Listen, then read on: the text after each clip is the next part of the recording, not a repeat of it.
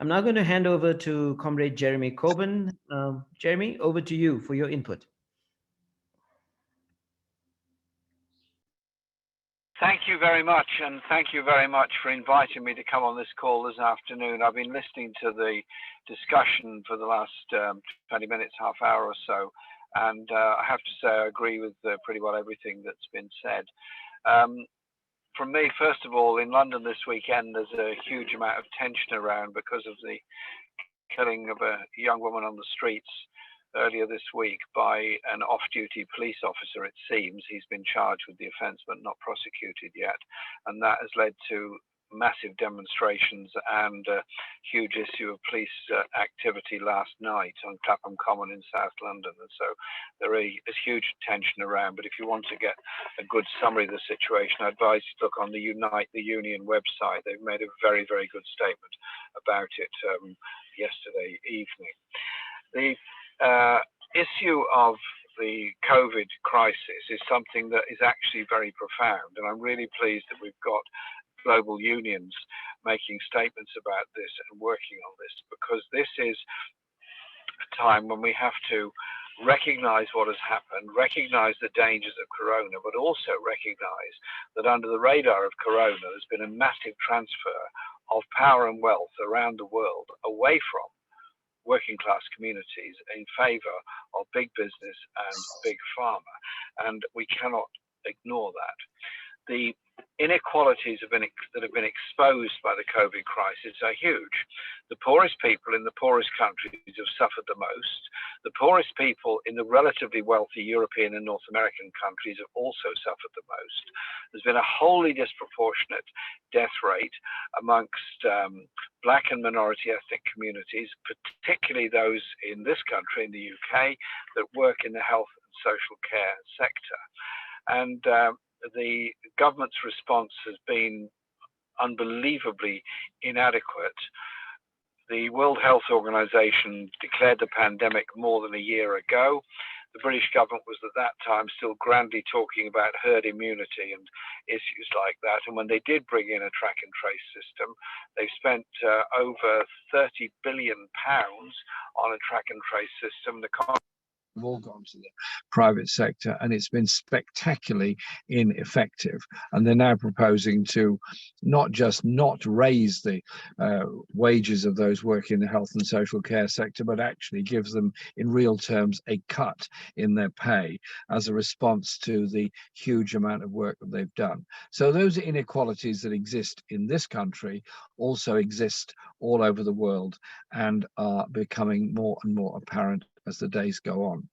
The work done by scientists and researchers in many countries in order to develop a vaccine is amazing, and it shows what can be done when there is enough money put into doing it and there's enough determination to achieve it. But the issue has to be that the vaccines that have been developed, the patents of which are owned by individual companies for the most part, the biggest farmers, Pfizer, AstraZeneca, and so on, own the patents to it. And we're in for another round of the patent war. Now, sisters and brothers that are on this call from South Africa will be very well aware of the heroic role that all of you played in forcing Big Pharma to reduce the prices of antiretrovirals in South Africa and develop generic medicines in exactly the same way that sisters and brothers in India did the same. During my time as leader of the Labour Party in Britain, we developed a policy where we would have a publicly owned pharmaceutical company that would manufacture generic medicines at cost price, not for profit company, at cost price, to be sold to our National Health Service and obviously exported on the same principles around the world. The UK Conservative government has a very, very different approach to this. So we have a situation where the World Health Organization have warned for years that health inequalities will hit everybody eventually. Ebola, obviously dangerous, obviously could spread a great deal unless dealt with. COVID spread very rapidly all around the world.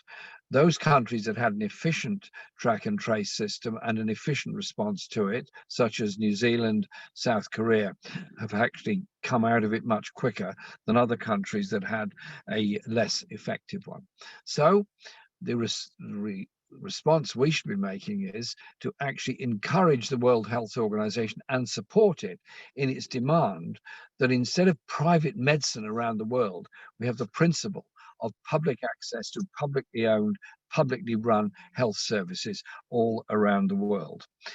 Colleagues have just been pointing out the issue of rigged trade and the role of the World Trade Organization in this. And I too pay tribute to South Africa for adopting a different role at the World Trade Organization to all the others. But this body ought to be working on behalf of the people on this planet who need access to healthcare and medicines, rather than protecting the very biggest businesses and empowering them still further, as they're doing at the present time.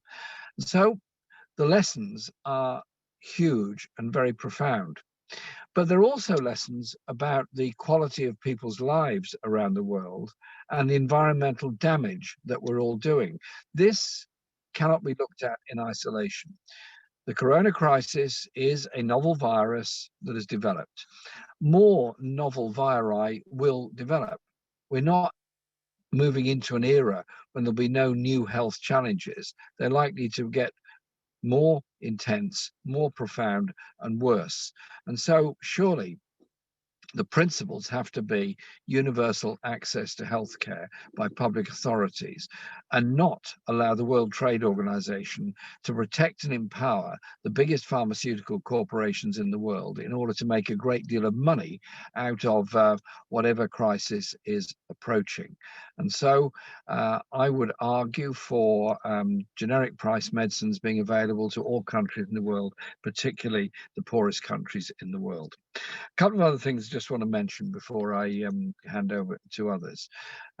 We established the Project for Peace and Justice in December. We announced its launch in January, so we haven't yet been going for 2 months. We've had 500,000 people join us on our initial call, and we've set up 4 areas of campaigning work stream. One is on media access and media control, and indeed I'm doing a big call on this later on this evening at 6 o'clock at the same time, London time, which is about access to the media globally. Because if Big Pharma can control the world's medicines, then big business can also control the news values and access to news all around the world, with all the problems that go with that. So we're campaigning against Rupert Murdoch taking over yet more of British media, but we're also trying to empower those who are offering an alternative, and the many unions around the world that are also running their own channels. We need to bring all this together,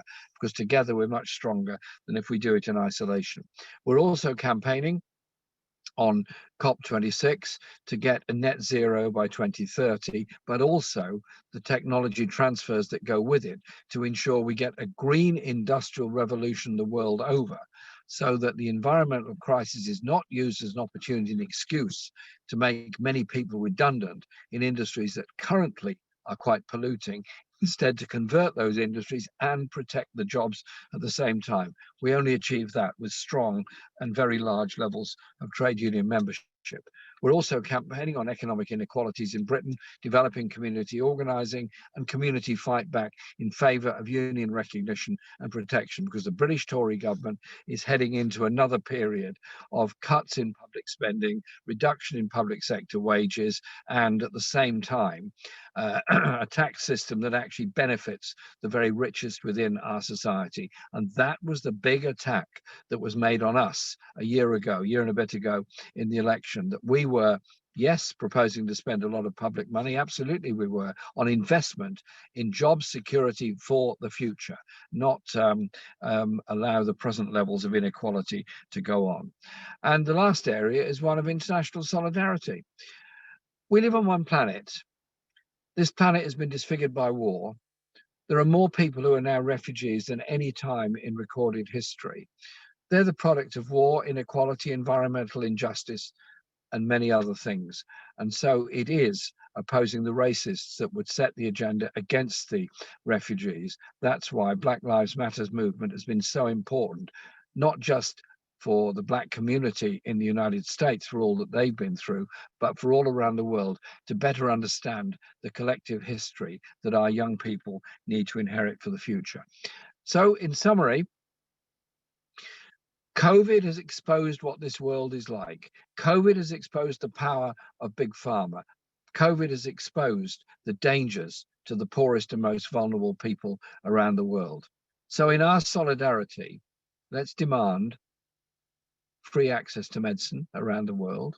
Let's demand those patents be given over to the World Health Organization rather than held by big pharma, many of whom only developed the new vaccines with public investment and public support to those companies. And don't allow the COVID crisis to be an opportunity to not furlough people, to not protect jobs and so on. Because if governments say you cannot congregate, you cannot work in a closed environment because of the danger of spreading COVID, they're taking a big responsibility onto themselves to sustain those people during that crisis. There's already been a massive transfer of wealth in this country between the poorest and the richest during the COVID crisis, and I suspect it's been far worse elsewhere.